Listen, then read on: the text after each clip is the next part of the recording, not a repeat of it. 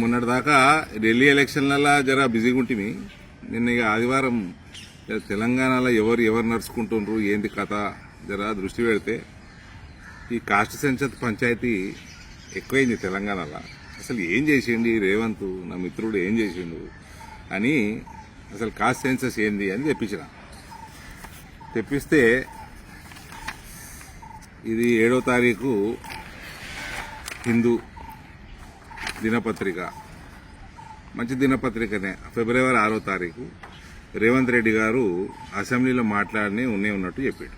ఇందులో సరే ఎవరు BC, SC, ST, forward community and Muslim మైనారిటీలు సంఖ్యలు చెప్పిండు, పర్సంటేజీలు చెప్పిండు. క్రిస్టియన్లు లేరు మన తెలంగాణలో రేవంత్ రెడ్డి లెక్క ప్రకారం. మరి ఇదేందో ఆయనే చెప్పాలి. ఒకటి, సో 3,54,75,554 పాపులేషన్ అన్నట్టు ముఖ్యమంత్రి గారు చెప్పారు.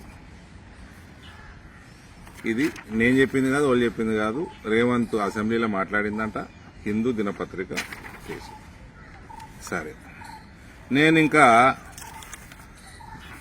మా వాళ్ళకి ఫోన్ చేసి మా వానికి చెప్పి అసలు తెలంగాణలో ఎలక్టోరల్ రోల్ ఎంతున్నది, ఎలక్షన్ కమిషన్ వెబ్సైట్లకి వెళ్ళి తీయండి అంటే ఈ 33 జిల్లాలు అసెంబ్లీ నియోజకవర్గాల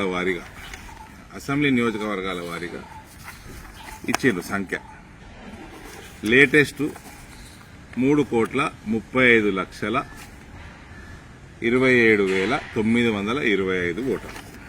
ఓకే, ఇది 3,55,00,000 దాదాపు, ఇది 3,35,00,000 పైన, అంటే సుమారు 19-20 లక్షల మంది నాన్ ఓటర్లు ఉన్నారు మన జనాభాలో, అంటే 18 సంవత్సరాల లోపల. సరే, ఇంకో పంచాయతీ అసలు ఏంది ఇంతేనా ఉంటారా అని నేను అసలు 18 సంవత్సరాల లోపల మైనర్లు ఎందరు ఉన్నారు జర తీయండి లెక్క అన్న. సో తెలంగాణ రాష్ట్ర ప్రభుత్వం యొక్క పోర్టల్లోకి వెళ్ళి తీస్తే 0 నుంచి 6 సంవత్సరాల లోపల ఉన్న పిల్లలు 38.99, అంటే 39 లక్షల మంది పిల్లలు ఉన్నారు 6 సంవత్సరాల లోపల. 6 నుంచి 18 ఇది 6 సంవత్సరాలు, అది 12 సంవత్సరాలు, అంటే దీనికి డబల్ ఉండాలా సుమారు, అంటే 80 లక్షలు ఉండాలా. సరే, తక్కువ పట్టుకోరు, 60 లక్షలే పట్టుకోరు, అంటే దాదాపు 1 కోటి మంది పిల్లలు నాన్ ఓటర్లు ఉన్నారు. అంటే జనాభా ఎంత కావాలండి? 335 ఓటర్లు 1 కోటి మంది, ఇది 435 కంటే తక్కువ జనాభా ఉండదు.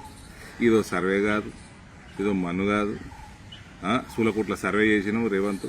ఒకటి. రెండవది, ఈ కులం పంచాయతీ మొదలుపెట్టాడు దీంతో చేసి, నా కులం పెద్దది, నీ కులం పెద్దది, ఈ పంచాయతీ ఎక్కడున్నా కూడా భారతీయ జనతా పార్టీలో ఉండకూడదు.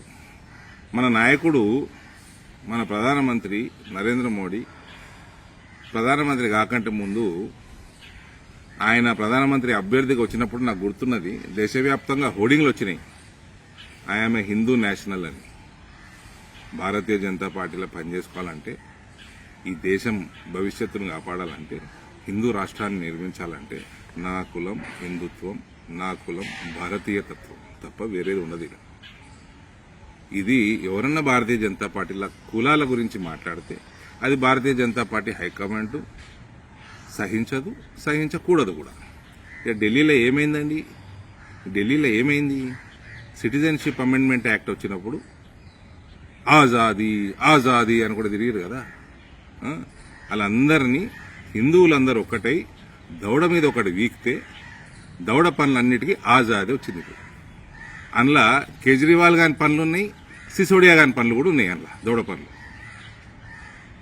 కేసీఆర్ కులం చాలా పెద్దదని ముఖ్యమంత్రి అయిందండి. కేసీఆర్ కులం సంఖ్య ఎంత అండి? 1% ఉంటుంది, కొద్దిగా అటు ఇటు ఉంటుంది.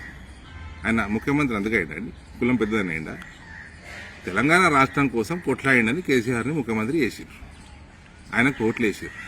10 సంవత్సరాల తర్వాత ఈ కేసీఆర్ దిక్కుమాల గుణం ఉన్నది, కేసీఆర్ కంటే పోరగానది, కేసీఆర్ పోరగానది ఇంకా దరిద్రపు గుణం ఉన్నదని ఓడగొట్టింది. ఇక్కడ కులం కాదు, గుణం ముఖ్యం రాజకీయాలలో. ఇంకోటి, ఈ బీసీలు 46%, ఓసీలు 13%, ఎస్సీ 17%, ఎస్టీ 10% పైన, మైనారిటీలు సుమారు 13%. ఇవన్నీ 100 అయిపోయినాయి. క్రిస్టియన్లు లేనేలేరంటుండు రేవంత్. సరే, ఇవన్నీ 100% అయిపోయినాయి. ఇది ఒఫీషియల్గా వచ్చింది బయటికి. ఈ కులాల వారీగా నెంబర్లు ఒఫీషియల్గా రాలేదు. ఈ లీకులేంది? దమ్ముంటే రేవంత్ ఏదైతే లీకులు ఇస్తుండ్రో, మీరిస్తుండ్రా, ఆ కేసీఆర్ ఇస్తున్నాడా, టీఆర్ఎస్ వాళ్ళు కలిసి చేపిస్తున్నారా, ఇదంతా రాజకీయము, బీజేపీ వాళ్ళు బుట్టలు పడుతుండ్రా, తెలిసి పడుతుండ్రా, తెలియక పడుతుండ్రా, కావాల్సుకొని పడుతుండ్రా, ఇదంతా తెలవాలంటే ఒఫీషియల్ చేయండి నెంబర్లు. గంట సేపట్లో అవి తప్పని రుజువు చేస్తా.